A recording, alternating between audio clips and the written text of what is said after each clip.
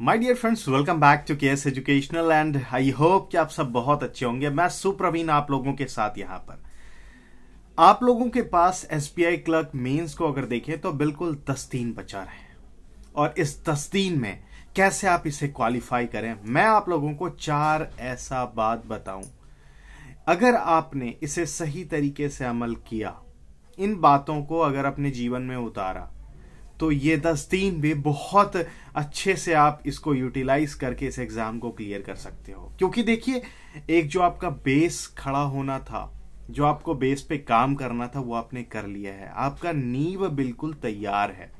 अब क्या करना है, ऊपर का स्ट्रक्चर जो है बस आपको उस पर वर्कआउट करना है। पहला बात तो ये है कि आपको जितना अधिक से अधिक होता है मॉक टेस्ट देना है।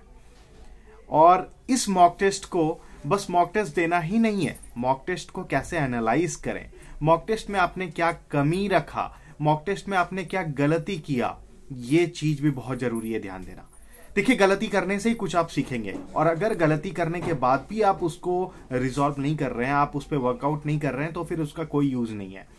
सबसे बहुत इंपॉर्टेंट जो बात है ना, कि मॉक टेस्ट देने के बाद उसको आप एनालाइज करें। जितना देर आपको मॉक टेस्ट देने में लग रहा है, उसका आपको थ्राइस या 4 टाइम या 5 टाइम आपको देना है उसको एनालाइज करने में।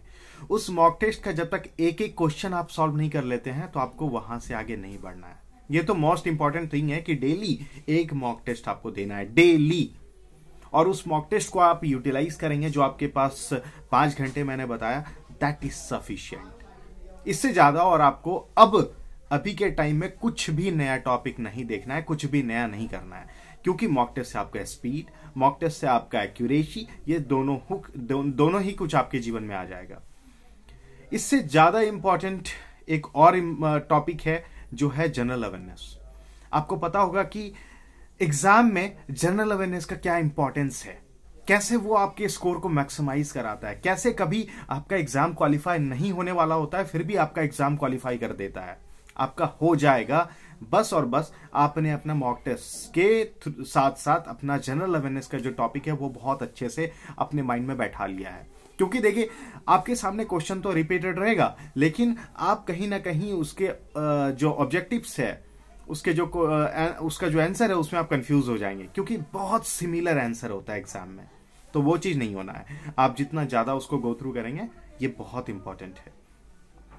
थर्ड मोस्ट इंपॉर्टेंट थिंग कि इन 10 दिनों में उन सारे चीजों को आप छोड़ दें जो कि डिस्ट्रैक्ट आपको करता है, जो चीज कहीं ना कहीं आपका टाइम खा जाता है। आप कहीं ना कहीं उन चीजों के कारण कहीं अपने आप को किसी और दुनिया में ले जाते हैं, और जैसे ही आप देखें कि कहीं ना कहीं वो आपको डिस्ट्रैक्ट कर रहा है, या फिर आप कुछ ज्यादा थिंकिंग करना स्टार्ट कर दिया, उसी टाइम में आपको अपने आप को रोकना है और वापस अपने पेस में आ जाना है। And the most important thing कि आपको इस समय पे अपने आप को बेस्ट मानना है। बहुत पॉजिटिव सोचते हुए अपने आप को बेस्ट मानना है का मतलब ये होगा, you are the best and you are the one who will get select in the SBI clerk mains. अगर आपने ये चीज सोच लिया, आप अगर अपने एक पॉजिटिव एटीट्यूड के साथ, अगर आपका ये पॉजिटिव एटीट्यूड रहा, जो कि आपका कॉन्फिडेंट लेवल बहुत ज्यादा बिल्डअप कर देगा, और अगर इसी एटीट्यूड के साथ आप आगे बढ़ते हो, तो no one can stop you. क्योंकि आपको हमेशा एक चीज सोचना है, और जो चीज हम लोग अक्सर सोचते हैं अपने जीवन में ना, वही चीज होता है। आप ऐसा कुछ नहीं कर सकते हो कि आपने कभी सोचा ही नहीं कि ये जी हो जाएगा और अचानक से हो गया। आपको उस पर थिंकिंग करते रहना होगा, आपको वो चीज बार बार सोचना होगा कि आप एक एसबीआई क्लर्क जो है वो इस बार आप बन चुके हैं। 2023 के सिलेक्शन में आपका नाम बिल्कुल है। ये चीज आपके दिमाग और जहन में उतर जाना चाहिए कि आपका सिलेक्शन हो चुका है, और इसी उम्मीद के साथ, एक इसी कॉन्फिडेंट के साथ आपको आगे बढ़ना है।